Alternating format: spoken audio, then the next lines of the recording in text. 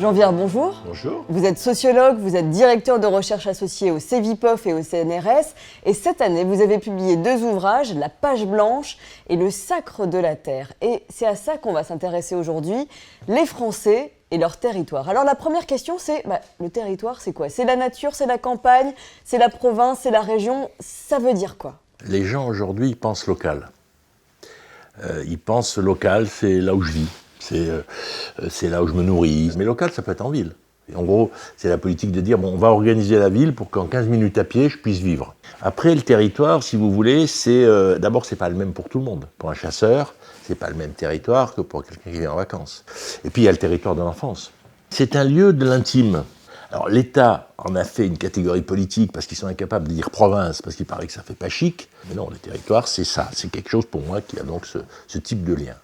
On a vu cet été 94% des Français qui partaient en vacances rester en France et aller visiter la France. Est-ce que ça veut dire que l'attachement des Français à leur territoire est en train de changer? Est-ce qu'il est en train de se passer quelque chose? Ce qui change, c'est que le mouvement était déjà là. Paris a perdu 59 000 habitants ces 10 dernières années. Il se passe un phénomène très intéressant.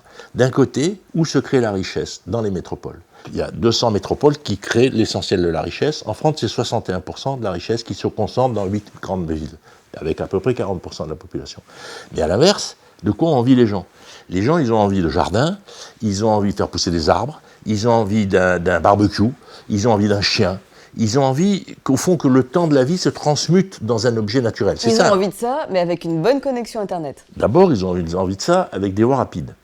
Donc on a détruit une partie de la campagne en 163 000 ronds-points et en construisant un réseau de transport ultra rapide partout.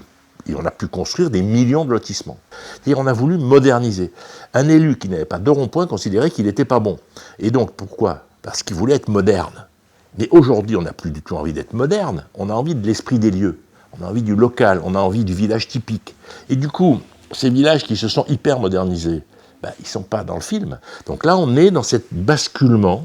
Et la pandémie a accéléré, si vous voulez, ce processus. Non seulement parce qu'il y a plus d'1 million de gens qui, dans le télétravail, qui ont quitté la ville, mais faites attention, ce n'est pas tous les milieux sociaux. Les ouvriers ont été expulsés des villes depuis 30 ans. L'essentiel des ouvriers sont à la campagne, l'essentiel des usines sont à la campagne. Alors ça, c'est à cause du fait que le prix des trains est trop cher en ville. Mais pourtant, vous, votre problématique dans Le Sacre de la Terre, c'est pas la France des calèches, c'est pas ça. Pour vous, c'est la campagne moderne. Donc c'est quoi la campagne moderne sans les ronds-points? Non, mais la campagne moderne, d'abord, la campagne, c'est le lieu des paysans. Il reste 440 000 fermes, et ils tiennent 52% du sol de la patrie, pour le dire avec ces mots-là. Non seulement ils nous nourrissent, ils produisent de l'énergie, ils gèrent les écosystèmes, ils posent aussi des problèmes de pollution, mais il faut dire l'ensemble des choses. Ensuite, il y a la forêt, qui est un enjeu absolument majeur, c'est 20 ou 30%, qui est effectivement un enjeu majeur qu'on n'exploite pas en France, mais notre atout, c'est que notre forêt augmente. Donc ça capte du carbone, c'est tout à fait essentiel. Et puis ensuite, 30% de ce territoire a été mis en parc, réserve et protection. Pourquoi? Parce que De Gaulle a une idée tout à fait intéressante, il a dit la beauté est plus importante que la propriété privée. Et donc il a dit, si c'est beau, vous ne pouvez pas l'abîmer, même si ça vous appartient. Et donc on a inventé des politiques de classement et des parcs notamment. La ville, c'est aussi un endroit qu'il faut redynamiser, renaturaliser entre guillemets, comme le dit Edgar Morin. Qu'est-ce qu'on peut faire pour la ville justement pour que la nature réinvestisse la ville? Mais il faut comprendre qu'on a enlevé les forêts, on va remettre les forêts dans les villes. Bon. Un arbre, c'est 3 climatiseurs. C'est toujours comme ça qu'il faut penser. Vous mettez 10 000 arbres, vous économisez l'énergie consommée. Bon, pourquoi? Parce que l'arbre produit de la fraîcheur. Et puis le bois capte le carbone. Donc si vous voulez, l'arbre est un objet d'aménagement urbain absolument essentiel dans la lutte contre le réchauffement climatique. Mais donc c'est une autre idée de la ville. Dans le droit fil de ce que vous venez de dire, je voudrais qu'on regarde une série d'initiatives qui permettent de revitaliser ce qu'on va appeler les campagnes. Regardez. Sous ces allures d'anciens couvents, difficile d'imaginer la nouvelle vie de ce bâtiment. Une fourmilière d'entreprises du 2.0 partageant un même espace de travail, à l'image de cette association dédiée à la livraison de produits d'alimentation locale. Ça permet d'échanger, de mélanger des gens et voilà, de mélanger aussi des compétences et d'arriver à faire plein de choses qu'on n'aurait pas pu faire si on était isolés. À Tresson, village du département de la Sarthe de presque 500 habitants, plus de boulangerie, ni de boucherie, mais un nouveau café. C'est grâce au soutien de l'initiative 1000 cafés que Géraldine Vidal a pu ouvrir les portes de son délicatesson au printemps 2020. Ça faisait au moins une quinzaine d'années que je voulais réouvrir un bar ou un petit commerce pour refaire vivre un village. Pour Chantal Buin, dynamique maire de Tresson, cette opportunité est aussi signe de renouveau. Je pense qu'aujourd'hui, notre ruralité avec le télétravail a beaucoup de portes ouvertes et il y a une belle population jeune qui s'installe. On vit très bien à Tresson, aussi bien que dans une ville, le dortoir du Mans, où il n'y a que des lotissements et où les gens ne se connaissent même pas entre voisins. En 2011, le centre-ville de Mulhouse n'attire plus personne. Il affiche 14% de commerces vacants, un record. Le maire de l'époque décide d'y consacrer son mandat et 36 millions d'euros. Ce commerçant a vu le changement. Il est l'un des rares à ne jamais avoir quitté le centre-ville en 20 ans. Il y avait un aspect sécurité qui était très important parce que Mulhouse avait une image un peu négative à l'époque. Mais aujourd'hui, on est tranquille, il fait bon vivre, on peut s'installer à une terrasse. Il y a une ambiance, c'est pas une ambiance que vous allez retrouver dans les centres commerciaux. Donc Mulhouse, pour vous, c'est un exemple à dupliquer, par exemple ? D'abord, Mulhouse, ils n'avaient pas perdu l'esprit des lieux. Ils n'ont pas démoli la vieille ville. Les élus ont cru la moderniser, c'est des ronds-points, des supermarchés, on va faire ses courses en voiture. Et donc, ils ont vidé la ville par ces politiques. Il faut dire aussi que c'est aussi ça qui finançait les partis politiques. Et donc, effectivement, ils ont construit cette ville à l'extérieur de la ville. Et puis, à un moment, les gens ont plus envie de vivre comme ça. En ce moment, il y a une grosse politique de retour dans les petites villes qui correspond exactement à la demande des gens. Les gens, ils veulent vivre dans des villages et dans des petites villes. Et les urbanistes, depuis la guerre, veulent les faire vivre dans des immeubles en hauteur, alors que les gens veulent des jardins. Donc ce qu'il faut simplement, c'est écouter les populations, comprendre ce qu'ils veulent. Alors il faut sanctuariser les terres agricoles. Les 52% de terres agricoles, il faut les rendre inconstructibles. Mais entre la ville-centre historique, Mulhouse, et puis les terres agricoles, il y a tout ce qu'on a appris depuis la guerre. Ça, il faut le densifier, l'organiser, construire une ville-jardin, reconstruire la carte politique. C'est ça le grand chantier. Et puis après, on le connecte avec la ville. Mais pour le connecter avec la ville, il faut le densifier. Donc Mulhouse, bon exemple ? Oui, Mulhouse, d'autres villes où les transports ont été gratuits, mais c'est pas parce qu'ils ont été gratuits que c'est bien, c'est parce qu'on les a densifiés, c'est parce qu'on a ouvert les horaires, et donc ils ont correspondu à une demande sociale différente, donc la gratuité est un plus. Alors aujourd'hui, Jean Viard, on se voit dans le cadre des 24 heures pour la France des solutions, qui est diffusée sur plusieurs médias. Vous voyez d'autres initiatives comme ça qu'il faudrait dupliquer en France, des initiatives que vous aimez, que vous avez vues marcher ? Mais si vous voulez, il faut regarder la société comme elle est. Oui, peut-être Mulhouse, c'est intéressant. Il y a des villes qui ont fait des transports gratuits. Il faut aller voir ce qui marche, mais aussi ce qui ne marche pas. Donc la France des solutions, c'est une intelligence du fait social. Essayons pas d'avoir un modèle.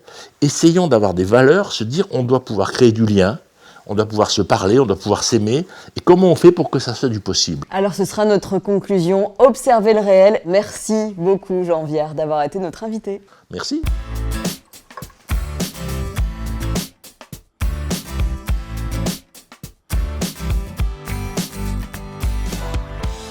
Nathalie Crasset, bonjour. Bonjour. Vous êtes une artiste, vous êtes diplômée en design industriel et tout au long de votre carrière, vous avez travaillé à la fois pour des villages français, pour le MoMA de New York, vous avez travaillé pour Ikea, pour l'Élysée. Est-ce que pour vous, le design, ça a du sens dans les territoires ? Alors de plus en plus, ma pratique est ancrée dans les territoires. Ce qui est intéressant, c'est que pour recréer et changer de logique aujourd'hui, on a besoin de s'appuyer sur une communauté.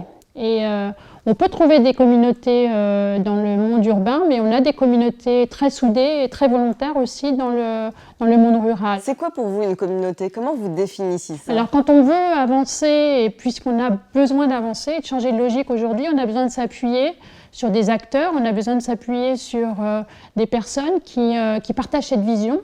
Et on ne peut pas faire ça tout seul, en fait. Donc, on s'appuie sur un réseau de gens qui ont envie de réfléchir ensemble. J'ai fait un projet, par exemple, à Trébedan, dans une petite commune de Côte-d'Armor, où là, il y avait un travail exceptionnel fait par 2 institutrices qui ont refait énormément de liens dans le village, parce qu'il se trouve aussi que dans certains villages, il n'y a plus de liens.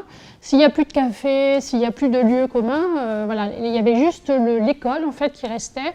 Et donc petit à petit, au bout de 10 ans, elles arrivent à créer un lien suffisant pour se dire en fait, on va essayer de faire un projet commun autour de l'école et de rénover cette école, puisqu'il y avait un algéco dans la cour de l'école. Donc les petits étaient dans une classe, on va dire, éphémère, quelque chose qui aurait dû changer, mais qui n'a jamais été changé. Et aussi, surtout, ouvrir cette école vers l'extérieur, puisque dans un petit village comme ça, le village est la plateforme de développement des enfants, donc c'est complètement ridicule de murer, et au contraire, il faut les ouvrir vers la réalité. Pour vous, le design, c'est une réflexion sociale? Oui, le design est lié, en fait, si on veut dire à quoi ça pourrait servir, c'est améliorer l'habitabilité du monde. Mais alors aujourd'hui, il y a tellement de boulot et c'est même plus ça, en fait. Notamment après le Covid, c'est plus assez, en fait. Donc moi, j'étais déjà autour de projets qui sont d'installer des nouvelles logiques. J'ai toujours fait dans mon travail un pas à côté. Donc j'ai toujours proposé quelque chose, c'est une proposition à côté. Et vous avez aussi fait un autre projet sur lequel j'aimerais bien qu'on se penche, c'est le vent des forêts. Donc là, on est en pleine forêt, on change d'environnement, et vous avez mêlé l'art, l'architecture et l'écologie. Oui. Alors c'est un centre d'art rural qui existait déjà, qui fonctionne depuis une vingtaine d'années maintenant. Et moi, je suis intervenue après tout ce temps, à la demande du nouveau directeur qui s'appelle Pascal Lyonnais. À l'époque, il était nouveau directeur. Et il s'est dit, bien sûr, on donne des parcours pour que les gens puissent aller en forêt et découvrir l'art contemporain. Et ce qu'on va faire, on va aller un peu plus loin, on va inviter les gens à rester en forêt avec des petites maisons qu'on a appelées après maisons sylvestres. Donc comment on fait en fait pour accueillir les gens? Ils se baladent, ils font des parcours, ils regardent l'art contemporain et le soir on va leur offrir un cadre qui doit être aussi en quelque sorte une œuvre d'art, quelque chose qui n'existe pas autre part, une façon d'habiter, mais une façon d'habiter en osmose avec la forêt, parce qu'on ne pose pas quelque chose dans la forêt. Il y a une position de humble à être en forêt. De toute façon, la forêt, elle va digérer ou elle va rejeter, parce qu'elle est très forte, la forêt. Pour le vent des forêts, la prochaine étape, c'est de dire le café du village, Madame Simon, qui avait 92 ans, vient de mourir. Et c'était en fait le passage un peu obligé quand on allait en fait en forêt, on venait se poser chez Madame Simon. Et alors c'est essentiel de se dire aujourd'hui que ce café doit perdurer. Donc là, on peut avoir un lieu de ressources en fait qui va aider justement. Là, ça rejoint un peu les sujets sur comment revivifier les territoires ruraux et les petits villages. Je vous laisse regarder un sujet et plusieurs sujets à la suite qui nous racontent tout ça. Regardez.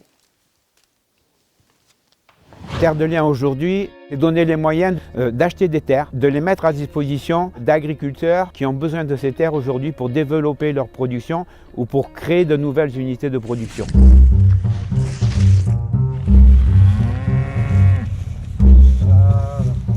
On n'avait pas la ressource financière pour racheter les parcelles. C'est eux qui nous ont permis de poursuivre notre activité d'agriculteur. Donc aujourd'hui, Terre de Liens est propriétaire de 1/3 de la surface de la ferme. Et on peut se projeter sur des décennies. C'est comme ça qu'on a trouvé notre ferme au départ, c'est-à-dire plus d'arbres, ni de haies, ni d'arbres isolés, un travail dans le sens de la pente, plus de végétation. Et nous, on s'est dit, ça va pas être possible de travailler comme ça. On voulait travailler en bio, on voulait être éleveur, on voulait redonner de la vie, on voulait redonner de la biodiversité. Donc là, on arrive chez nous, là, et là, le décor change, en fait. On a planté 8000 arbres en 18 ans pour arriver à ce résultat-là quelques années plus tard. Résultat qui commence à montrer les signes d'une amélioration et d'un bien-être.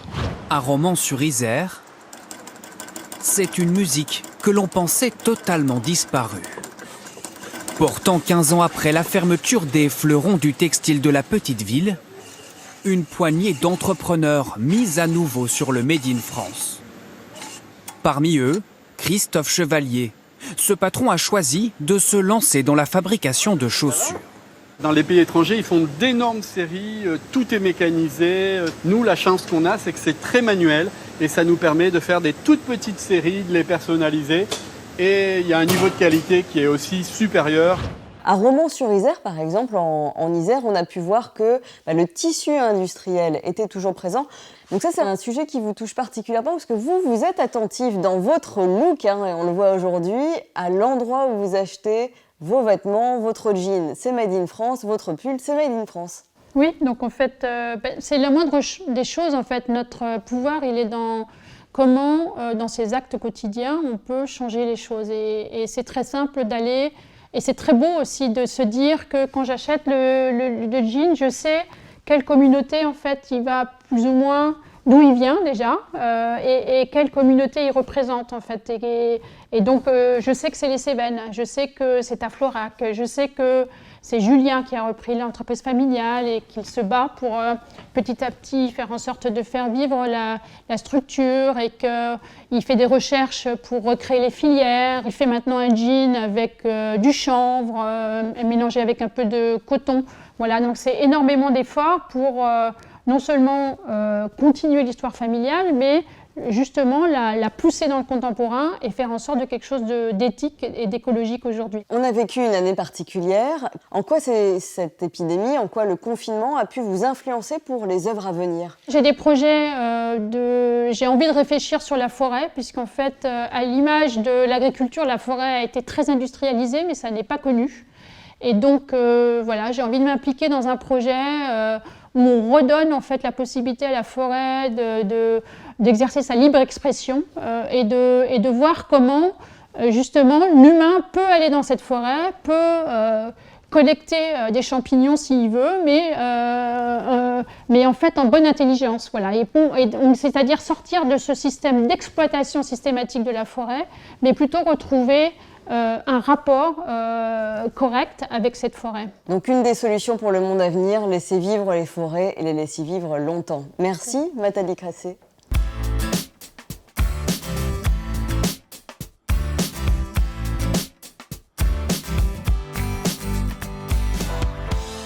La France des solutions, c'est une intelligence du fait social, créer du lien, nous dit Jean Viard. Frédéric Lenoir, vous êtes notre grand témoin aujourd'hui pour cette France des solutions. Je suis sûre que ce qu'on vient d'entendre fait écho à ce que vous pensez et vous mettez en valeur, entre autres, dans votre dernier livre. Oui, j'aime beaucoup ce que dit Jean Viard et d'ailleurs je le cite dans ce dernier livre parce qu'il a eu cette heureuse expression de l'individu monde. C'est-à-dire qu'aujourd'hui, nous avons une conscience collective, c'est-à-dire que nous avons conscience que nous sommes tous reliés les uns les autres dans le cadre de cette globalisation du monde et en même temps, jamais dans l'histoire de l'humanité, l'individu n'a été aussi au centre de tout. Donc chaque individu est confronté au problème du monde entier. Mais en même temps, ce qui manque, c'est que comment faire là où on vit concrètement pour créer du lien, puisqu'il n'y a plus les liens d'avant. Avant, il y avait la religion qui créait du lien, il y avait des communautés, etc. Et aujourd'hui, il n'y a plus tout ça. Alors comment est-ce qu'on fait dans les territoires, c'est-à-dire dans les lieux où on vit tout simplement, que ce soit en ville ou à la campagne, dans les lieux où on vit, pour faire quelque chose ensemble et pour pas être simplement cet individu qui est confronté à cette projection planétaire. Et ce vivre ensemble, selon vous, il est plus facile à mettre en place, en œuvre, justement dans les régions ou plutôt dans les grandes villes? Il y a plus de solidarité en région ? En fait, dans les grandes villes, déjà, les gens se connaissent moins, paradoxalement. Il y a beaucoup plus de gens, mais on ne connaît pas ses voisins de palier. Alors qu'à la campagne, on observe toujours que dans le monde rural, les gens se connaissent beaucoup plus. Donc déjà, le fait de se connaître facilite le lien. Et donc, on peut plus facilement dire, tiens, on va se regrouper, on va se retrouver pour faire trouver des solutions ensemble. Alors que quand on est dans les grandes villes, il faut déjà aller frapper à la porte de ses voisins en disant, voilà, je suis votre voisin, ça fait des années qu'on habite dans le même immeuble, on ne s'est jamais croisés. Et donc là, est-ce que vous voudriez pas faire quelque chose avec nous? Donc c'est plus facile lorsqu'on connaît les gens. D'ailleurs, de manière générale, c'est un des grands problèmes des grandes villes. C'est l'anonymat, c'est le fait que c'est ça qui a fait qu'il y a eu ce développement d'un individualisme et d'une solitude très grande. C'est que les gens ne se connaissent pas. On a besoin d'avoir un contact avec des affects avec les autres et pas simplement des visages impersonnels. Et justement, vous dites, nous vivons un moment décisif pour l'avenir de l'humanité. Il faut que tous les êtres humains soient interconnectés. Tout se joue là, en ce moment, mais aujourd'hui plus qu'avant ? Non, c'est-à-dire qu'aujourd'hui, on a un enjeu qui est totalement nouveau, qui n'a jamais existé dans l'histoire de l'humanité. C'est le défi écologique qui fait qu'on peut rendre l'humanité inhabitable pour l'être humain, puisque avec le réchauffement climatique, avec la destruction de la biodiversité, l'effondrement des écosystèmes, c'est la vie qui est menacée sur Terre, et du fait des activités humaines. Donc il est plus urgent que jamais d'être tous solidaires pour essayer de sauver cette terre patrie qui nous abrite depuis des millénaires éphémère et qui pourrait, en l'espace de quelques décennies, ne plus nous abriter. L'urgence, elle est là. Et puis la deuxième urgence, elle est sociétale. C'est comme je le disais, nos sociétés ont toujours vécu avec des réseaux de communautés où les gens partageaient des croyances, des valeurs collectives, etc., qui les tenaient ensemble. Ça n'existe plus aujourd'hui. Tout s'est délité, les individus sont déracinés et donc il faut recréer du lien. Il faut recréer, pour faire société, il faut apprendre à vivre ensemble, il faut se connaître, il faut avoir des initiatives communes. Il ne faut pas simplement que l'individu soit relié au monde comme il l'est aujourd'hui par les réseaux sociaux, etc., mais sans connaître ses proches, sans enracinement. On a besoin de retrouver un enracinement. Et rassurez-nous, l'humanité bienveillante est majoritaire ? Alors moi, j'en suis convaincu. C'est-à-dire que j'ai la chance de voyager beaucoup depuis longtemps et je me rends compte que partout dans le monde, on trouve une écrasante majorité de gens qui sont gentils, qui ont envie de faire du bien aux autres, qui sont bienveillants, qui ont de l'altruisme en eux et c'est très développé. Et donc, c'est pas une minorité de gens cyniques qui, malheureusement, aujourd'hui, mènent un peu le monde. Puisqu'on voit que la compétition, la prédation d'un certain nombre je dirais, d'entités, souvent des grandes entreprises, etc., qui pillent la planète, c'est une petite minorité de gens et que l'énorme majorité des gens ont besoin de liens humains, de qualité, de bienveillance et les informations sont pas là pour nous dire qu'il y a des milliards de gens qui vont bien sur Terre et qui sont merveilleux. Elles nous disent malheureusement ce qui va pas. On nous dit pas qu'il y a une forêt qui pousse, on nous dit qu'il y a un arbre qui tombe. Exactement, et donc c'est pour ça qu'il faut compenser les choses et que ça me paraît très important cette initiative de Reporters d'Espoir de montrer qu'il y a partout des gens qui ont des solutions, qui s'investissent, qui s'engagent et que l'humanité va d'ailleurs globalement beaucoup mieux qu'on ne le dit. Puisque si on prend à l'échelle historique, le monde va beaucoup mieux aujourd'hui qu'il y a 50 ans, qu'il y a 100 ans, qu'il y a 300 ans. Et donc on s'aperçoit que si on regarde la réalité objective des choses, rationnellement, la violence a reculé dans le monde, la durée de vie s'est allongée, les maladies ont reculé, etc. Donc on vit une pandémie, oui, il y a du terrorisme, mais c'est rien par rapport à ce qu'il y a eu dans le passé comme famine, comme guerre, comme épidémie, etc. Donc voyons que les choses vont beaucoup mieux. Sachons que la grande majorité des êtres humains et plein d'enquêtes sociologiques dans le monde entier le montrent, se disent très heureux et simplement, il faut arriver à face aux défis auxquels on est, c'est en Occident notamment des sociétés qui se délitent à cause de l'individualisme et puis ce grand défi écologique, faut arriver à retrouver du lien pour lutter ensemble, pour essayer de faire que cette humanité soit viable. Alors c'est au cœur de toutes nos préoccupations ici, c'est bien pour ça que nous sommes ensemble ce soir. Je voulais qu'on réagisse quand même aux initiatives que Jean Viard et Nathalie Crasset ont mis vraiment en exergue. Laquelle initiative vous a peut-être le plus marqué ? Peut-être l'initiative de Mulhouse mise en avant par Jean Viard ? Oui, parce que c'est un très bel exemple, parce qu'il y a beaucoup de centres-villes qui crèvent. On en connaît dans pas mal de villes où effectivement les gens, il y a des lieux, on pourrait prendre l'exemple de Perpignan et d'autres, où on voit que les centres-villes se sont effectivement progressivement délités parce que les gens avaient un peu peur, il y a eu des problèmes de délinquance, et du coup ils sont morts ces centres-villes. Et donc le fait de pouvoir réhabiliter les centres-villes, plutôt que les gens aillent toujours se retrouver que dans les centres commerciaux à l'extérieur de la ville, puissent revenir dans le centre-ville à travers des lieux de convivialité, notamment comme les cafés, c'est pour ça que c'est un très bon exemple, ça permet aux gens de se connaître à nouveau et de partager au cœur de leur ville, je dirais, des conversations, des expériences communes. Et du coup, je pense que c'est une manière de redynamiser une ville que de faire revivre le centre-ville. Donc, toutes ces initiatives-là sont effectivement extrêmement positives. Et ça peut passer par l'art aussi, avec la mise en valeur de ces centres d'art ruraux. Ça aussi, c'est une très belle initiative pour créer du lien. Absolument. De manière générale, tout ce qui est culturel aussi peut être utilisé, puisqu'il peut y avoir des représentations de théâtre de rue, par exemple. Il y a des municipalités qui favorisent des groupes théâtraux qui vont se produire comme ça dans la rue, qui attirent les gens, qui attirent les enfants. Donc tout ce qui est culturel, l'art de manière générale, permet effectivement de rapprocher les individus et à travers la beauté, on a envie de se retrouver.